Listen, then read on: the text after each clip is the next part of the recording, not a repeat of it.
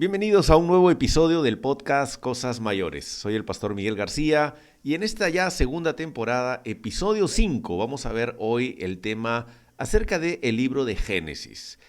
¿Qué es el libro de Génesis? Es el primer libro de la Biblia. La palabra Génesis significa orígenes, ¿no? Del comienzo de.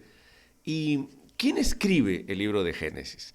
Se cree por tradición y por historia que el escritor es Moisés, ¿no? Es Moisés, el gran profeta de Israel, el que saca a Israel de Egipto y lo lleva prácticamente a la tierra prometida. Cuando lo escribe, se cree que es en el año 1600 antes de Cristo. ¿Dónde lo escribe? Obviamente vendría a escribirlo en el desierto, durante estos 40 años de los que él saca a Israel de Egipto y lo va llevando en estos 40 años por el desierto. Se cree que allí se fue escribiendo el libro de Génesis, que luego se va haciendo copias y copias y obviamente, como yo lo decía en un capítulo anterior, no existe hoy ningún original de ningún libro de la Biblia, ni del Antiguo ni del Nuevo Testamento. Pero el manuscrito más antiguo de las copias que se hicieron conocida del libro de Génesis es uno hallado en los famosos rollos del Mar Muerto que se descubrió hace menos de un siglo cerca del Mar Muerto, en estas cuevas de Qumrán, donde allí está lo que se conoce como el manuscrito más antiguo, que realmente no es un manuscrito completo del libro de Génesis, sino son fragmentos que se han ido encontrando, que se encontraron acerca de lo que vendría a ser el manuscrito más antiguo. Entonces, fue escrito por Moisés.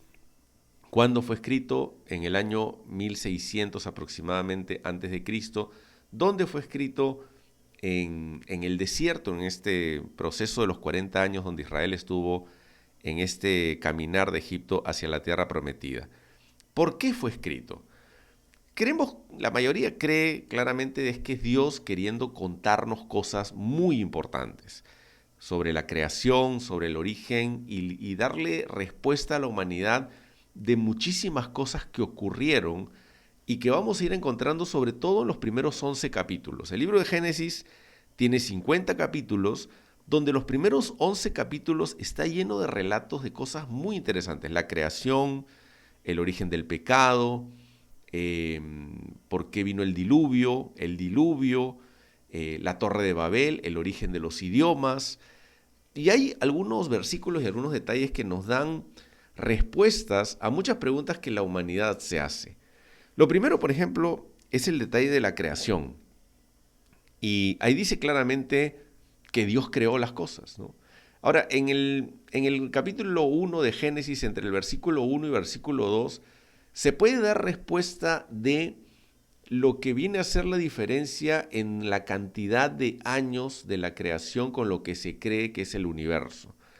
Claramente, el hombre, según el relato bíblico, fue creado Adán y Eva hace 6.000 años, ¿no? Si uno va contando las generaciones desde Adán, lo que viene a ser el conteo que está en diferentes libros de la Biblia, Adán fue creado aproximadamente hace 6.000 años. Pero se cree que la Tierra, algunos científicos dicen que la Tierra tiene muchísimo más cantidad, pero obviamente hay una diferencia entre lo que es el versículo 1 y el versículo 2 del capítulo 1 de Génesis, donde dicen, en el principio creó Dios los cielos y la tierra. O sea, hubo un momento, mucho antes, seguramente antes de la creación de Adán, donde Dios crea todo, ¿no? El universo, la tierra, crea los planetas, o se fueron creando, ¿no? Porque es la creencia de que este Big Bang, que es muy parecido a cuando Dios dice, como se dice, sea las cosas, sea la luz, es como que se empieza a ir creando las cosas y es muy probable de que haya una diferencia entre la creación primera, la creación de todas las cosas del universo, y la creación del hombre a posterior, ¿no? Como se va mostrando primero una creación y después hay como una especie de segunda, no sé si creación o un orden de la creación, en donde ya Dios empieza a poner en orden las cosas que había creado en la tierra, ¿no?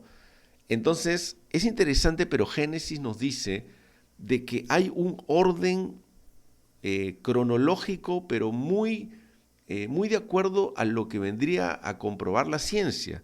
del orden de las cosas tiene bastante significado, porque dice que empieza a primero crea la atmósfera, luego crea la vegetación, luego los animales, luego al hombre. Entonces no tendría sentido de que Dios haya creado primero al hombre si no había la atmósfera, ¿no? Si hubiera muerto porque no había oxígeno, si no hubiera vegetación, que es lo que va creando la atmósfera y las condiciones para que el hombre pueda vivir, los animales, las frutas, ¿no? de los cuales podemos ver de que iba a comer después el hombre en lo que llamamos en este proceso de la creación. También habla acerca de las especies, ¿no? De cómo Dios fue creando las especies diferentes según su género y descarta bíblicamente todo lo que viene a ser la evolución. En el libro de Génesis está la famosa narración de Adán y Eva, de cómo empieza el pecado, cómo la serpiente tienta a Eva y la lleva a desobedecer. Y allí se da la explicación de ante la primera desobediencia, empieza a haber una separación entre Dios y el hombre, ¿no? Ahí está la razón de por qué Dios crea algo que de ahí empieza a notarse separado de él. ¿Qué pasó? Hubo una desobediencia. Dios le confió al hombre el gobernar, el juzgar, él tenía la potestad sobre la creación, sobre la tierra específicamente, y al desobedecer a Dios en esta estrategia de Satanás, en una serpiente, engañarlo y separarlo de Dios, hizo que venga una serie de consecuencias a la humanidad como la muerte, como la enfermedad y bueno, todo el caos que vino después y posteriormente. Pero ya Dios tenía el plan de restaurar esa relación con el hombre a través de la venida de nuestro Señor Jesús. Nos narra la famosa pelea de Abel y Caín y nos dice algo bien interesante en el libro de Génesis capítulo 6. Cuando nosotros vemos la tierra tiene huellas de algo que ha pasado, ¿no? De civilizaciones avanzadas que nosotros admiramos. Nosotros, los que estamos en el Perú cerca, vemos a los incas. Hay unas huellas de una civilización muy avanzada que tenía un conocimiento muy alto. También sucede en México, los mayas, en Egipto y en diferentes partes del mundo, cosas que uno no se puede explicar cómo civilizaciones de muchos años atrás sabían cosas como, bueno, muy avanzadas en matemáticas, en física, en astronomía, cosas que el hombre actual ha ido descubriendo con los años o muy recientemente, diciendo, ¿cómo es posible que estas civilizaciones antiguas han podido saber estas cosas? ¿Cómo lo supieron? Ahora, en el libro de Génesis capítulo 6 nos puede decir algo acerca de eso, porque aquí, cuando dice en Génesis 6, en el primer versículo, que los hijos de Dios vinieron a la tierra y se juntaron con las hijas de los hombres, ahí nos abre una ventana acerca de algunas posibilidades de que la más creíble es que ángeles caídos vinieron a la tierra y empezaron a casarse, a juntarse sexualmente con las mujeres, y dice ahí claramente que nace una raza gigante, ¿no? Estos, obviamente, ángeles caídos tenían el conocimiento para contarle a estas civilizaciones, contarle a estas personas y decirles y crear civilizaciones muy avanzadas que ellos solo pudieron estar hasta el día del diluvio, ¿no? Por eso después a posterior uno dice, bueno, pero ¿dónde estuvieron estas personas? Ahora, esta es una teoría, pero es una teoría bastante creíble porque la palabra hijos de Dios se cree que una posibilidad son ángeles caídos. La otra teoría que se tiene algunas veces planteada es que no eran ángeles caídos, sino hay una diferencia entre los hijos de Set y los hijos de Caín. Cuando Adán y Eva tienen hijos, nacen Abel y Caín, Abel muere, queda Caín, pero de ahí tiene otro hijo llamado Set. Entonces, los que plantean esta teoría dicen que hay una diferencia clara entre los hijos de Set, que vendrían a ser los hijos de Dios, y los hijos de Caín, que vendrían a ser como una raza con una maldición, ¿no? Porque Dios pone una maldición en Caín. Entonces, este es un segundo planteamiento de ese pasaje de Génesis capítulo 6. Y el otro, que también se plantea, pero es menos aceptado, es que había una diferencia entre los que eran gobernantes y poderosos que se juntan con lo que vendrían a ser el, el, los hombres normales, ¿no? Que tendrían, obviamente, que vendrían a ser como ciudadanos normales. Pero esas son las tres teorías de interpretación de lo que vendría a ser Génesis capítulo 6. Pero lo que más se acepta es que vendrían a ser realmente ángeles caídos. Porque la palabra original del hebreo, que más o menos leyéndolo en español vendría a ser como Ben Elohim, es la misma palabra que se usa en el original del libro de Job, capítulo 1, cuando habla acerca de esta reunión que sucede en el cielo, donde están los ángeles escuchando a Dios, hablando, viene Satanás, y empiezan a hablar de Job, y eso está en el capítulo 1 y parte del capítulo 2 de Job, donde también aparece esta palabra Ben Elohim, que viene a ser hijos de Dios. Entonces, si uno toma este buen estudio de la Biblia, donde uno dice que la Biblia se interpreta a sí misma, comparas que Job nos dice que hijos de Dios son personas angelicales con acceso al cielo, y sucede lo mismo, la misma palabra en Génesis capítulo 6, los hijos de Dios se juntaron con las hijas de los hombres.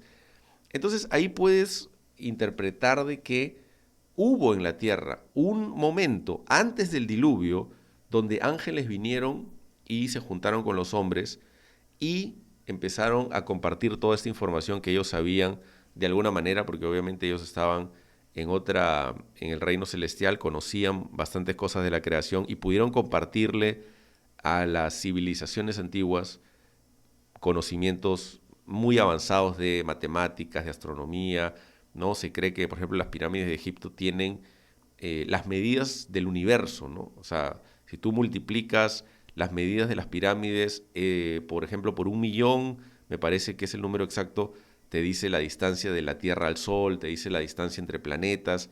¿Cómo sabían eso? Obviamente porque hay una explicación en Génesis capítulo 6 de que hubo un momento en la Biblia, antes de el año 4500 antes de Cristo, donde sucede el diluvio, donde hubo este momento donde ángeles bajaron y vivieron en la tierra, y ahí también se puede explicar cómo es posible que el ser humano, con su condición de fuerza, pudieron mover piedras tan grandes. La Biblia dice que hubieron gigantes un tiempo, que nacieron de la unión sexual de estos ángeles caídos con las mujeres de ese tiempo. Este es un tema bastante polémico, pero es bastante aceptado en muchas corrientes y estudios bíblicos. Ahora, otra segunda cosa que es súper interesante es la narración del diluvio, que lo que se cree que el diluvio viene por lo que estaba pasando, por lo que les acabo de contar. Si había en la tierra ángeles caídos, habían seres que Dios no había creado, ¿no? que habían nacido gigantes, entonces Dios tiene que, como se dice, desaparecer todo eso que estaba ocurriendo. Entonces a Dios se le ocurre el diluvio, pero para que haya un diluvio y mantener la creación pura, lo llama Noé, ¿no? Y hay una palabra que es muy interesante, donde Dios le dice, eres perfecto en tus generaciones. Conociendo de que ángeles caídos se habían juntado con mujeres, que obviamente habían desvirtuado la genética pura que había venido desde Adán, entonces se encuentra en Noé no solamente que era un hombre justo delante de Dios, sino que dentro de sus generaciones no había habido esta unión que se cree que había habido entre ángeles caídos y mujeres antes del diluvio. Por eso Dios trae el diluvio. Ahora, el diluvio es más que una narración bíblica porque el diluvio es una historia que aparece en la Biblia, pero también aparece en muchas culturas de la tierra. Por ejemplo, aparece en un libro muy famoso antiguo que se llama El Poema de Gilgamesh, que es de Mesopotamia, también del Medio Oriente. El relato del diluvio también aparece en libros de la India, aparece dentro de historias de la cultura china, aparece en relatos de la cultura azteca, de los mayas, de la cultura nórdica, y también aparecen algunos relatos de la mitología griega. O sea, es algo que definitivamente ocurrió y está comprobado también científicamente que lugares muy altos, montañas muy altos, tienen algunos residuos de cosas marinas, ¿no? Entonces definitivamente en algún momento toda la tierra estuvo bajo el agua, comprobando lo que la Biblia nos narra a partir del libro de Génesis, en el capítulo 7, en el capítulo 8, la historia famosa de Noé, el arca de Noé. Ahora, también nos dice algo bien interesante acerca de la alimentación, ¿no?